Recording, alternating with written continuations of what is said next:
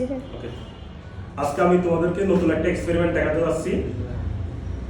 আমার হাতে আছে একটা কনিক্যাল ফ্লাক্স এবং সামনে কিছু পানি রাখা আছে।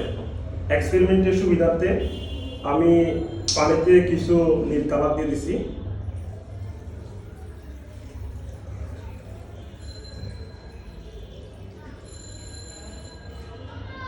ওকে, কালারগুলো পানিতে একটু মিক্স করে নিই।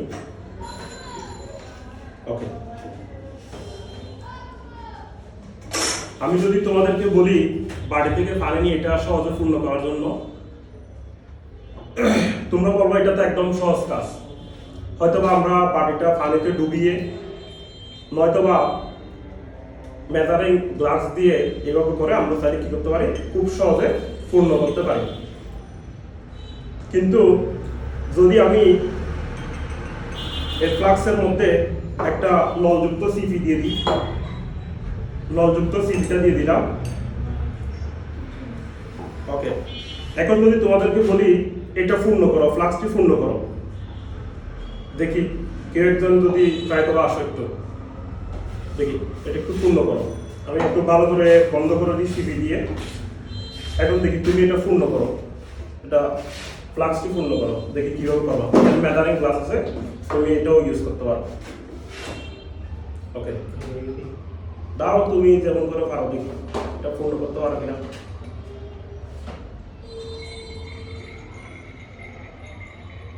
ওকে, একটু এখন আমি যদি অল্প সময়ের মধ্যে এটা পূর্ণ করতে চাই, আমি একটা কাজ করতে পারি, এটাকে আমরা একটু তাপ প্রদান করবো। এভাবে মেজারিং গ্লাস দিয়ে পূর্ণ করতে এটা আমাদের অনেকক্ষণ সময় লাগবে, অনেক সময় সাপেক্ষ হবে। আমরা চাইলে এটা অতি সহজে পূর্ণ করতে পারবো। আমার কাছে স্ট্রিট ল্যাম্প না থাকার কারণে আমি এই মোমবাতিগুলো ইউজ করবো একটু। ওকে, করছি। আমি মোমগুলো একটু জ্বালিয়ে নিলাম।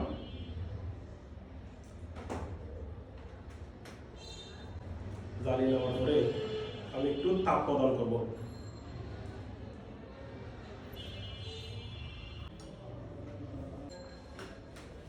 এগুলো যদি আমি গ্যাসের চুলা বা গ্যাসের তাপ দিয়ে দিতে পারতাম, খুব সহজে এটা উত্তপ্ত হয়ে যেত। কিন্তু আমার হাতের কাছে না থাকার কারণে মোমবাতি দিয়ে আমার কাছে তাপ দিতে হচ্ছে।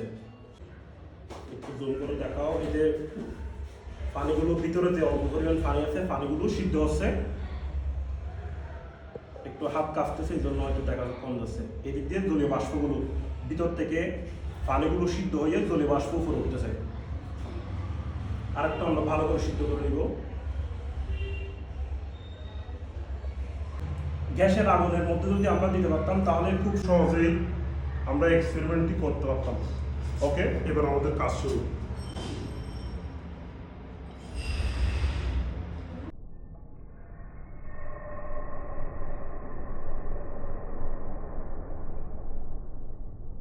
এই যে ফ্লাক্সটি পূর্ণ হয়ে গেল।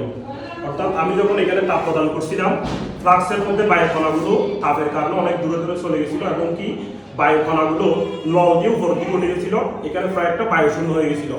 আমি যখন নলটি পার মধ্যে ডুবিয়ে দিলাম, সেই বায়ুশূন্য অঞ্চলটি পূর্ণ করার জন্য বাহির থেকে পানিগুলোকে টেনে নিয়ে ফ্লাক্সটি পূর্ণ করে দেয়। এতে প্রায় ঠান্ডা হয়ে গেল। আমি একটু দেখাই, এতে সম্পূর্ণ।